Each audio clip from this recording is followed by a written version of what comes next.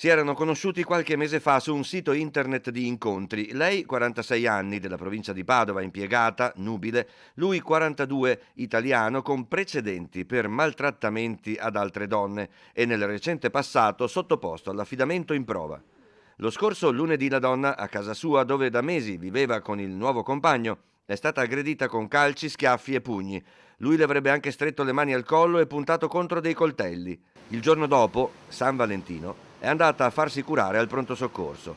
Prognosi 21 giorni per contusioni multiple, chimosi, ematomi e ferite da percosse. Accompagnata negli uffici della sezione fasce deboli della squadra mobile della questura, ha confidato di subire da mesi ripetute aggressioni fisiche, ingiurie e minacce, anche con l'uso di coltelli.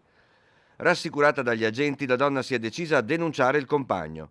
Durante la deposizione della denuncia l'uomo ha tentato più volte di contattarla con sms e messaggi vocali con minacce di morte a lei e ai suoi familiari. Il questore ha disposto con urgenza che la donna raggiungesse un domicilio sicuro e vigilato, insieme ai parenti, residenti anche loro nel Padovano. La mattina dopo, mercoledì 15, alle prime luci dell'alba, l'appartamento della donna a 2 Carrare ha preso fuoco. Dentro pare ci fosse il 42enne. Sulle cause del rogo sono in corso accertamenti. Fortunatamente la donna e i parenti erano in salvo. Subito informata l'autorità giudiziaria, domenica pomeriggio il 42enne è stato arrestato per maltrattamenti in famiglia, lesioni e minacce con l'aggravante della recidiva.